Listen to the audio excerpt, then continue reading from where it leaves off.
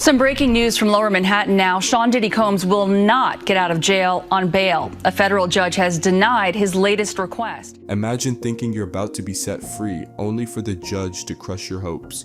Diddy was sure everything was going his way, but when the judge denied his bail request, he completely broke down.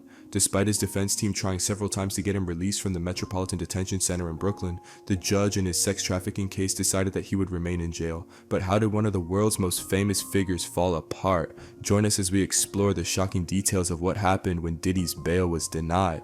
Sean Diddy Combs denied bail. Sean Diddy Combs will not be spending Thanksgiving with his family this year. The famous music mogul, who has been locked up at the Metropolitan Detention Center since his arrest in September on federal sex crime charges, has once again been denied bail.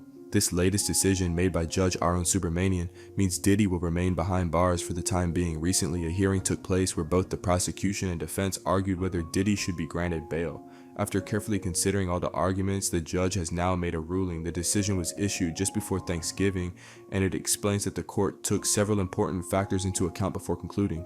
These factors included the nature of the crime Diddy's accused of, the strength of the evidence against him, his personal history and character, and the potential danger he might pose to the community if released. The ruling also mentions that Judge Aaron Subramanian carefully reviewed all the information presented by both the defense and the government during the 3 bail hearings. It's worth noting that Diddy had been denied bail earlier by both a magistrate judge and a district court judge. Now with this latest ruling, his future in jail remains uncertain for the time being. In his ruling, Judge Subramanian explains that the court believes the government has presented strong and clear evidence meeting the necessary legal standard, that no set of conditions or combination of conditions would be enough to guarantee the safety of the community. He further details the specific reasons for this decision, which could result in Diddy remaining in jail for an extended period. So what could be responsible for the bail denial? Let's take a closer look. Reasons for Diddy's bail denial. Judge Subramanian begins by highlighting the seriousness of the charges against Sean Diddy Combs in his ruling. He points out that the indictment accuses Combs of being involved in serious and violent crimes, stressing how important the case is. Combs is facing multiple charges, including extortion, conspiracy, sex trafficking, and transporting people to take part in prostitution. The judge then focuses on the details in the indictment, which describe a long history of mistreatment and force. According to Judge Subramanian, the charges say that for years, Combs used threats and control to manipulate women and others around him.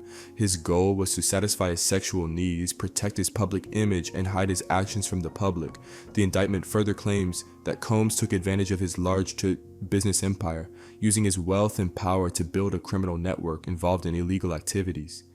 The judge refers to specific evidence provided by the government. One important piece is a 2016 video that allegedly shows Combs attacking his ex-girlfriend, Cassandra Ventura, in a hotel hallway.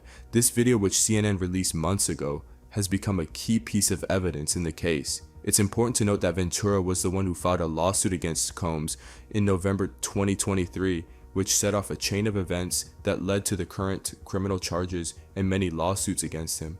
Judge Subramanian does not just depend on the 2016 video to show Combs' history of violence. He also mentions text messages exchanged between Combs and what he calls Victim 1, believed to be Cassandra Ventura. In these texts, Ventura talks about the aftermath of the hotel incident, saying, "I have a black eye and a fat lip. You are sick for thinking it's okay to do what you've done. I still have crazy bruising from there." The judge also refers to additional evidence suggesting the possibility of witness tampering. One example involves communications between Combs and Witness 1, who had been ordered to testify before a grand jury in June 2024 and did so in July. This further shows a serious attempt to interfere with the legal process. Combs, who had legal representation at the time, has tried to explain some of his actions regarding his communications, but there are still several instances he couldn't adequately clarify. Notably, Combs kept reaching out to a key witness after their grand jury testimony through texts and calls, which he failed to explain properly. Even more concerning was the discovery of deleted messages between Combs and this witness. The judge highlights that while contacting a witness before their grand jury testimony could raise some concerns, trying to contact them afterward is a much more serious issue, especially when it involves deleting messages. Additionally, Judge Subramanian points to evidence suggesting that Combs broke Bureau of Prisons (BOP) rules during his time in pretrial detention. He allegedly used other inmates' phone numbers to make calls, used the private messaging service to contact people, and even made 3-way phone calls. The main concern here isn't just that Combs was breaking the rules, but that he might have been attempting to contact potential witnesses or even influence jurors through social media.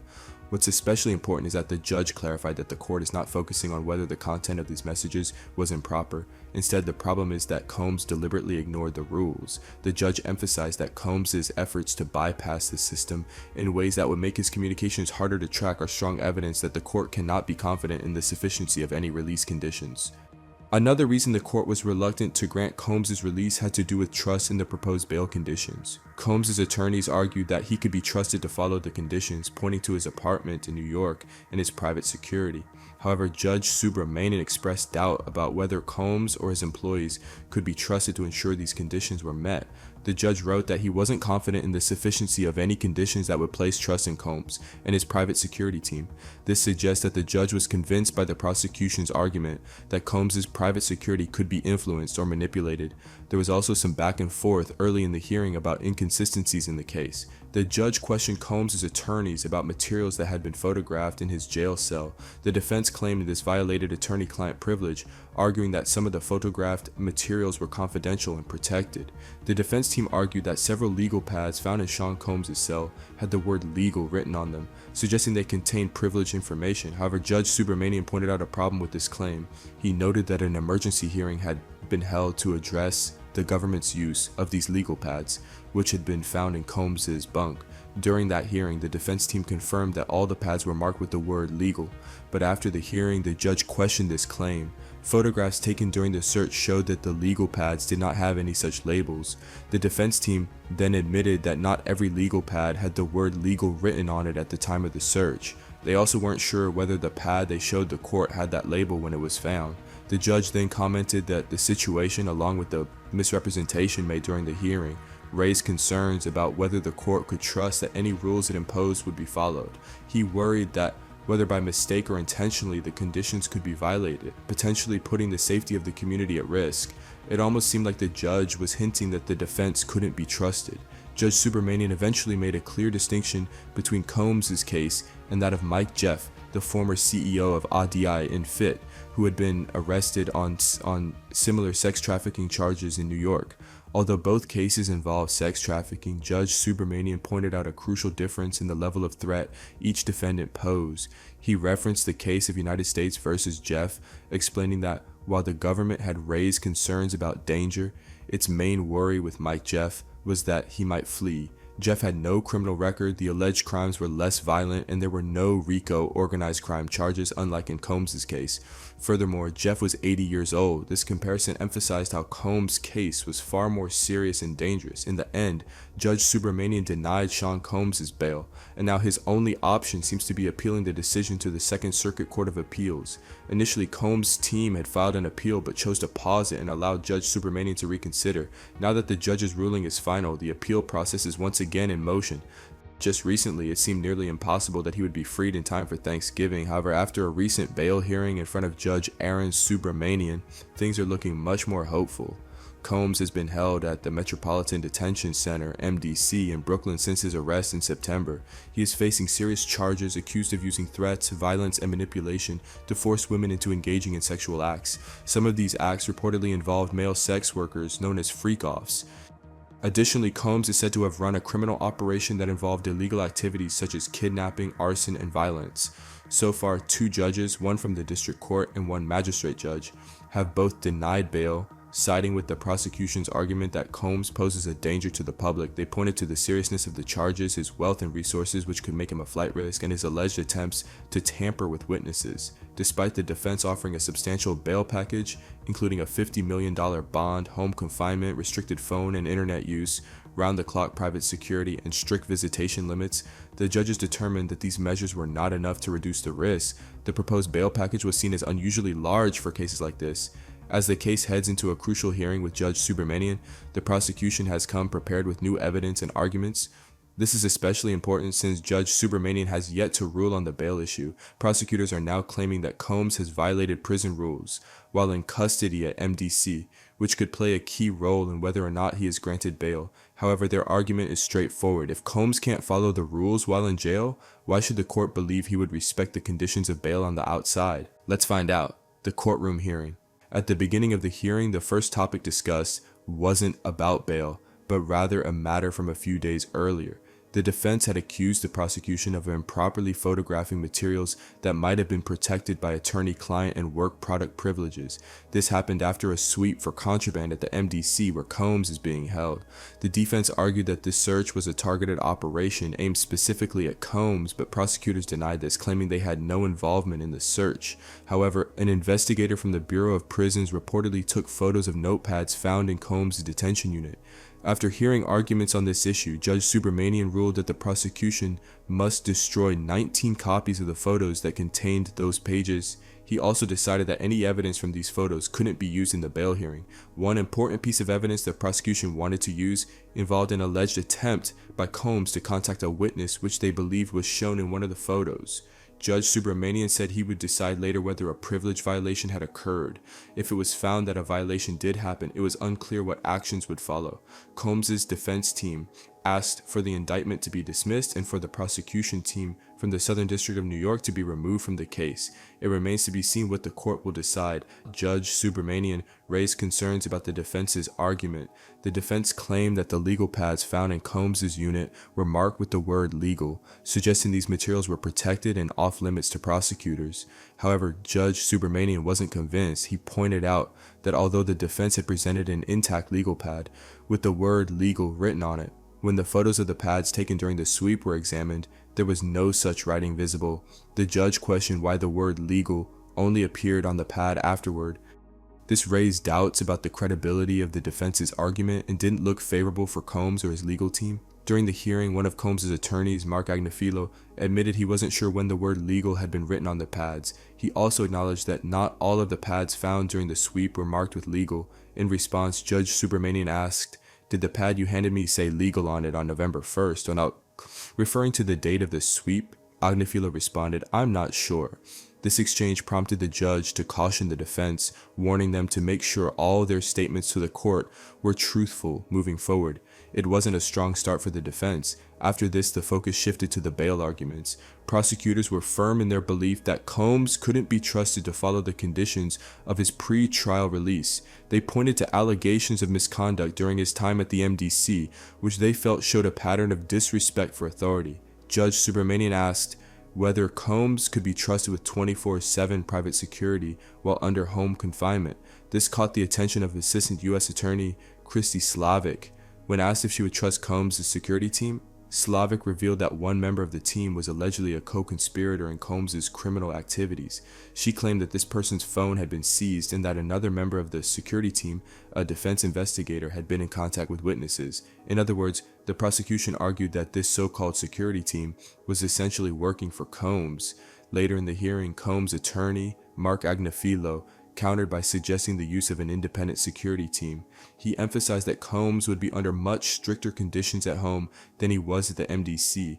Judge Subramanian then asked Christy Slavic whether Combs' wealth was an issue for pre-trial release, specifically questioning if his wealth would allow him to use it to his advantage. This highlighted a major point of contention.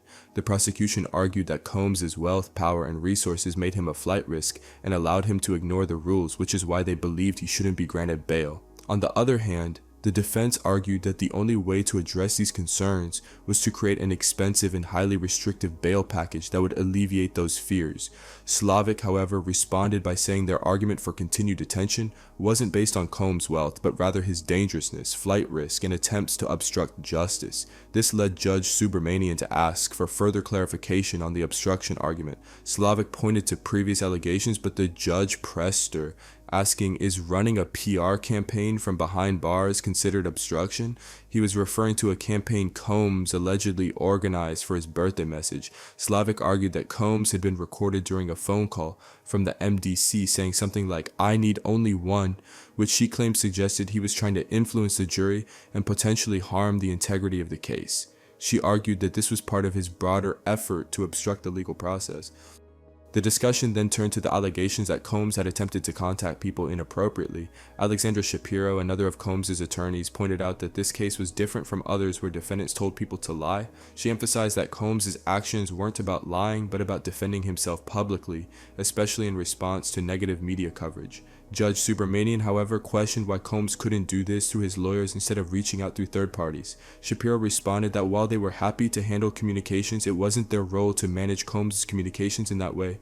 She also denied that Combs had obstructed justice by contacting victims or witnesses, assuring the judge that Combs would follow his lawyer's advice and avoid doing anything they told him not to do. Will Sean Diddy Combs be granted home confinement? Let's dive in and find out. Home confinement.